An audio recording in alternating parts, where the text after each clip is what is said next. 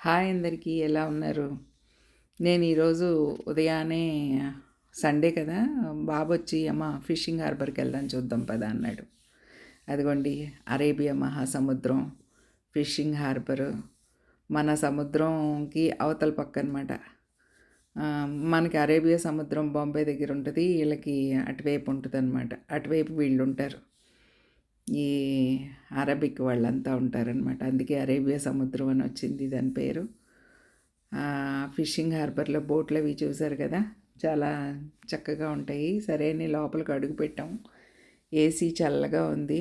చక్కగా రకరకాల చేపలు, రకరకాల రొయ్యలు అన్నీ చక్కగా పేర్చి మేమొస్తాం మీతో, మేమొస్తాం మీతో అన్నట్లుగా అనిపించింది నాకైతే క్యూలో ఉండి రెడీగా. అట్లా అనిపించింది. రకరకాల క్రాబ్స్ ఉన్నాయి, రకరకాల రొయ్యలున్నాయి, చేపలున్నాయి. ఇంకా ఒకటి ఇది ఉంది, ఇది లేదు అని కాదు, అన్నీ ఉన్నాయి. ఈ లాబ్స్టర్స్ చూసారా ఎంత పెద్ద పెద్దగా ఉన్నాయో? ఇవి ఆయిస్టర్స్. ఆయిస్టర్స్ ఏంటంటే వేడి నీళ్ళల్లో వేసుకుంటే అది ఓపెన్ అయిపోద్ది. ఓపెన్ అయితే అందులో ఉన్న మీట్ అలా ఈజీగా తినేస్తారనమాట. ఇగో ఇవి ఇవి మనకి తెలిసినవే. అది కూడా ఆక్టోపస్ కూడా మనకి మార్కెట్లో దొరకదు, మన మార్కెట్లో. ఇలా రకరకాల చేపలన్నీ ఉన్నాయి. ఇగో టైగర్ ప్రాన్ చూడండి ఎంత బాగున్నాయో. టైగర్ ప్రాను, తర్వాత మామూలు రొయ్యలు, మామూలు తెల్ల రొయ్యలు, ఎర్ర రొయ్యలు, రకరకాల రొయ్యలన్నీ ఉన్నాయి. ఇగో కింగ్ ఫిష్, ఈ మన గులివెందులు ఇవి. మన గులివెందులు అందరికీ తెలిసే ఉండొచ్చు. ఇవి లాబ్స్టర్స్ ఏంటంటే తీసుకుందాం అంటే బాబు నేనే వద్దన్నాను. అందులో తలంతా బరువైపోద్ది. మిగతా అందులో మీట్ ఒక 300 గ్రాములు కూడా రాదు కేజీకి. ఎందుకు అనవసరంగా వద్దులే నాన్న అన్నాను. తిన్నట్టుగా ఉండాలి కదా, కాస్త ఎంత ఖర్చు పెట్టుకుని ఖరీదుగా. ఇదిగో ఇదే ఆయిస్టర్. ఈజీగా పచ్చి పచ్చిగానే తినేస్తారు వాటిని ఇక్కడ వాళ్ళు. అన్నీ చక్కగా ఐస్ తోటి బెడ్ తయారు చేసి వాటి మీద చక్కగా పెట్టారనమాట వీటిని. ఇవి లాబ్స్టర్స్ చాలా ఎక్కువ ఉన్నాయి. మన మార్కెట్లో దొరకవు, వైజాగ్ మార్కెట్లో దొరకవు ఈ లాబ్స్టర్స్. మరి ఎప్పుడన్నా వస్తాయేమో మనకు తెలియదు, కానీ నేనైతే చూడలేదు ఎప్పుడు. ఇవి లైవ్ లాబ్స్టర్స్. ఇవి లైవ్ ఫిష్. బతికున్న చేపలు, సముద్రం చేపలు బయటికి తీయంగానే చచ్చిపోతాయి కదా, ఇవి ఇంకా బతికే ఉన్నాయన్నమాట. ఇలా సముద్రం పక్కనే ఉంది మార్కెట్, అందుకని వీళ్ళకి ఆ సౌకర్యం అనమాట. ఇగోండి చూడండి రకరకాల చేపలు. మేమైతే పీతలు తీసుకున్నాము కేజీ, పెద్దవి అనమాట. 3 తూగినాయి కేజీకి. 3 మరి ఎంత అయిందో నాకు తెలియదు, కానీ 70 రూపీస్ ఎంతో కిలో చెప్పాడు. ఈ పాంప్రెట్ బ్లాక్ది చాలా టేస్ట్గా ఉంటుంది అని అంటారు కదా, చాలా బాగుంటుంది అంటారు. సీ బాస్ ఫిష్ ఇది. పండుగప్పలు మనకు తెలుసు కదండి, మన ఊర్లో ఉంటాయి కదా పండుగప్పలు. ఇది కూడా కోనం చేప అంటాం కదా, కింగ్ ఫిష్ అంటారు వీళ్ళు. ఇంక రకరకాల చేపలు అనమాట. ఇంక ఇవన్నీ మనకి అంతగా తెలీదు. వీళ్ళు ఎంత న్యాయంగా ధర్మంగా ఉందంటే నీళ్ళల్లో చేపలు ఫ్రెష్గా ఉన్నాయి అని చెప్పాడనమాట. ఫ్రెష్ చేపలైతే నేను అన్నాను నీళ్ళల్లో అవి చాలా, అంటే నీళ్ళు తూకం పోతుంది అని అన్నాను. అది చూడండి, దాని తల మెత్తగా ఉందని చెప్పి తీసేశాడు చూడండి అబ్బాయి, మెత్తగా ఉందని. అంత న్యాయంగా ధర్మంగా ఉన్నారండి వీళ్ళు. నీళ్ళల్లో రొయ్యలు ఎక్కువ తోగవు అని అంటే ఆ నీళ్ళంతా జాలీలో వేసి పూర్తి లాస్ట్ డ్రాప్ వరకు వాడ్చి చక్కగా అలాగా తల ఏదన్నా 1, 2 నలిగిపోయినట్టుంటే కనుక అవన్నీ తీసేసి మంచివి గట్టి చక్కగా ఫ్రెష్గా ఉన్న రొయ్యలన్నీ వేసాడు ఏరి. మనం ఏరుకోవడం అంటే అసలు ఒప్పుకోరు మనోళ్ళు. చాలా న్యాయంగా చేస్తున్నారు వీళ్ళు బిజినెస్. ఇంకా అంతా చేశాడు, అన్నీ తూకం వేశాడు, మా చేత బిల్లు కట్టించాడు. అంటే ఎవరిది వాళ్ళదే బిజినెస్ కాదు, అంతా ఒకటే బిజినెస్ ఇక్కడ. కౌంటర్లో వెళ్ళి డబ్బులు కట్టాలి. మా కవర్లు తీసుకుని వెళ్ళి ఎక్కడైతే బాగు చేస్తారో అక్కడ, అది కూడా ఏసీయే ఉంది, అక్కడికి తీసుకెళ్ళి వాళ్ళకి అప్పచెప్పి, అతని అబ్బాయి ₹1 కూడా తీసుకోలే మా దగ్గర, వెళ్ళిపోయాడు. థ్యాంక్స్ చెప్పి నమస్తే చెప్పి వెళ్ళిపోయాడు. నిజంగా చాలా ధర్మంగా చేస్తున్నారు వ్యాపారం అనిపించింది. ఇంటికి వచ్చి అవన్నీ శుభ్రం చేసుకుని ఆ రొయ్యలు అన్నీ ఉల్లిపాయలు తరుక్కుని వంట మొదలుపెట్టాను. కొన్ని ఉల్లిపాయలు ఒక 4 ఉల్లిపాయలు పెద్ద ఉల్లిపాయలు కోసి నూనెలో వేసి వేపడం స్టార్ట్ చేశాను. మనం ఈ రోజున క్రాబ్ వండుతున్నాము. గులివిందలు తీసుకున్నాము, తర్వాత రొయ్యలు తీసుకున్నాము. ఈ గులివిందలు రొయ్యలు ఉంచేసాను ఫ్రిడ్జ్లో. క్రాబ్ ఈరోజు వండేద్దామని చెప్పేసి క్రాబ్ రెడీ చేశాను, శుభ్రం చేసుకుని నీట్గా పక్కన పెట్టుకున్నాను. ఉప్పు కారాలు కలపడం అట్లాంటివి ఏం చేయలేదండి. ఇది ఏంటంటే డైరెక్ట్గా వేసేసాను ఉప్పు కారాలని నేను. అదిగో కడిగి శుభ్రం చేసుకున్న రొయ్యలు చూడండి, కాళ్ళు ఎంతేసి ఉన్నాయో ఒక్కొక్క దానికి. అన్నీ చక్కగా కడుక్కొని శుభ్రం చేసుకుని అందులో వేస్తుంది అన్నమాట. ఆ ఒక్కొక్క డెక్కలోనూ ఒక్కొక్క కాల్లోనూ కూడా చాలా ఎక్కువ మీట్ ఉంటుంది అనమాట తినటానికి. అదిను స్వీట్ టేస్ట్ ఉంటుంది, చక్కని రుచి. దానికి మనం ఉప్పు కారం మసాలాలన్నీ కలుపుతాం కాబట్టి ఇంకా అదొక వేరే టేస్ట్లో ఉంటుంది. ఇవి మొన్న చేసిన వీడియో ఏంటంటే అది మడ్ క్రాబ్. ఇంకా సాల్ట్ చల్లుతున్నాను. మట్టిలో మంచినీటిలో పెరిగే క్రాబ్ అనమాట అది వేరు. ఇది సముద్రం పీత, సీ క్రాబ్ అనమాట. ఇది దీని టేస్ట్ వేరు, దాని టేస్ట్ వేరు. రెండు విడివిడిగా ఉంటాయి అన్నమాట. దీని మసాలా వేరు, దాని మసాలా వేరు, అలా ఉంటుంది అనమాట. కారం వేసేసాను, ఉప్పు వేసాను, పసుపు వేసాను.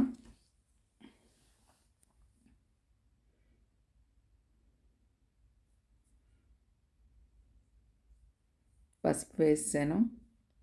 వేసేసి శుభ్రంగా గరిటె పెట్టి కలబెట్టాలన్నమాట. కలబెట్టి బాగా ఉప్పు కారం పసుపు అన్నీ బాగా కలిసిపోవాలండి. కలిసిపోయిన తర్వాత ఈ ముక్కల్లో నుంచి ఉప్పు వెళ్ళి పచ్చినీరుని అంతటిని బయటికి తీసుకొస్తుంది. ఉప్పు వెళ్తేనే ఆ పచ్చినీరు బయటకు వస్తుంది అనమాట. ఆ మీట్కి అంతటికి ఆ ఉప్పు కారం పట్టుకుంటే వెళ్ళి అప్పుడు అది పచ్చినీరుని వదిలేస్తుంది. వదిలేసి మగ్గుతుంది అనమాట. ఇప్పుడు మూత పెట్టేస్తే ఒకసేపు సిమ్లో పెడితే ఆ కార్యక్రమం జరుగుతుంది, పచ్చినీరు బయటకు వచ్చే కార్యక్రమం. ఏ కూరైనా ఇంకా ఇదే ప్రొసీజర్ అండి. ముందు పచ్చినీరు బయటికి రావడానికి ఉప్పేసి సిమ్లో పెట్టాలి.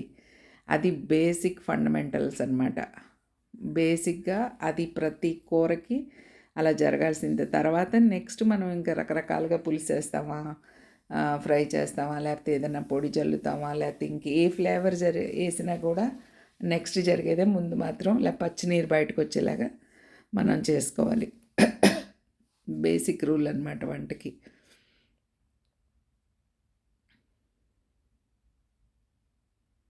చూడండి నీరు ఎంత వచ్చిందో.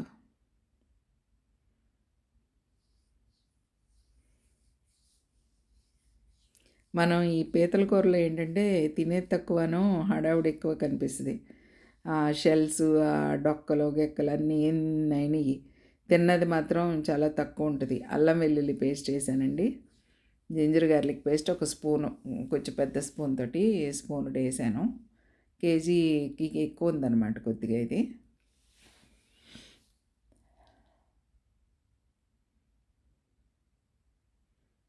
అల్లం అంతా కూడా అన్ని ముక్కలకి పట్టేలాగా కొంచెం బాగా కలిపేసి మళ్ళీ సిమ్లో పెట్టి మూత పెడతాను అనమాట. సిమ్లో పెట్టి మూత పెట్టిన వంట కొంచెం బాగుంటుంది. అదే హైలో పెట్టేస్తే కొంచెం గబగబా అయిపోద్ది, పూర్తిగా పచ్చినీరు బయటికి రాదు, అంతా అక్కడే ఉండి అవన్నీ ఉడికిపోతాయి, అది వేరే వేరే రుచుల్లో వస్తాయి అన్నమాట. ఇది మనం చేసేది ఏంటంటే చక్కగా పద్ధతి ప్రకారం నడుస్తుంది వంట, కనుకని ఆ పద్ధతిగా అలా చేసుకుంటే బాగుంటుంది.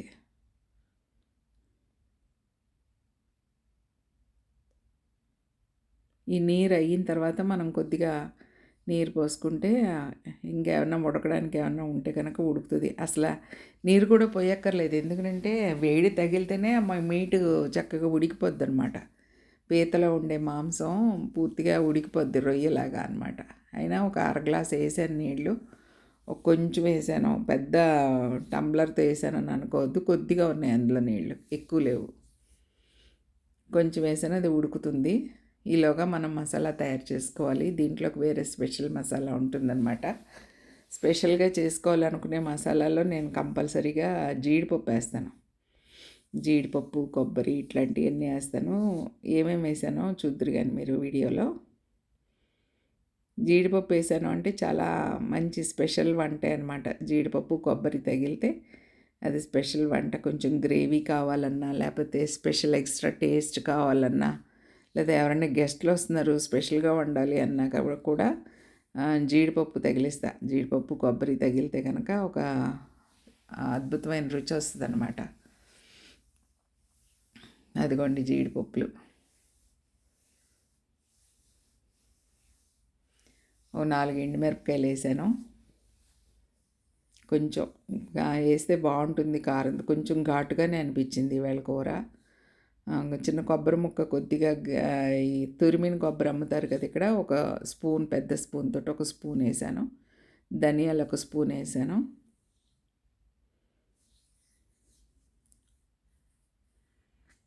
అలాగే లవంగాలు ఒక 6-7 లవంగాలు వేసాను.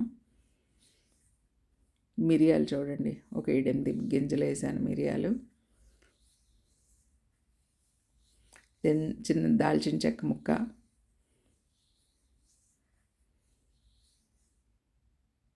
చిన్నది వేసాను. ఒక అంగుళం ముక్క వేసుకుంటే సరిపోతుందండి.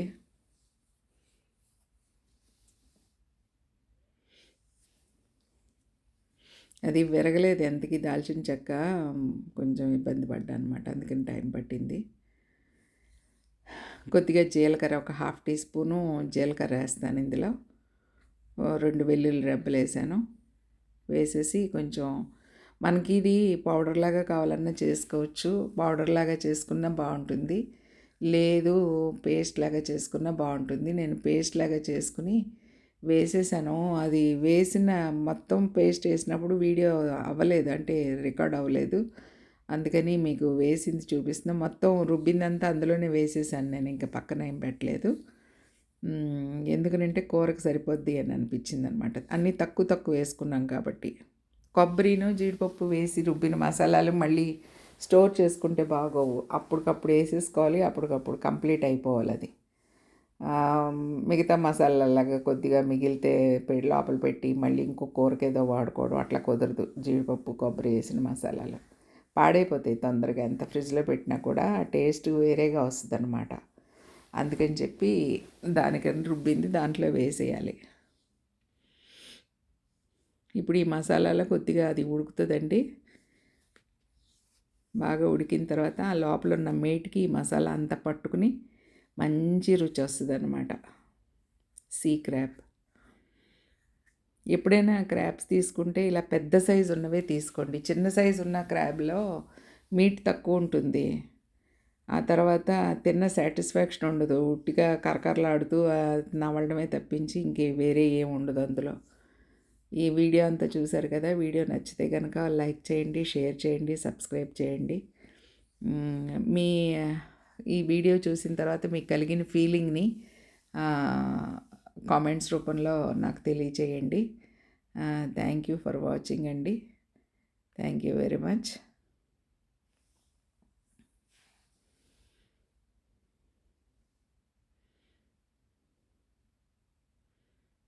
నాకు అసలు ఎక్కువ గుజ్జులాగా గ్రేవీ ఎక్కువ ఉంటే అసలు నచ్చదు. ఎందుకంటే కూర ఖర్చు అవ్వదు, తినేవాళ్ళు ఎక్కువ లేరు కాబట్టి దగ్గరికి గుత్తంగా వండుకుంటాం అనమాట, ఈగురులాగా.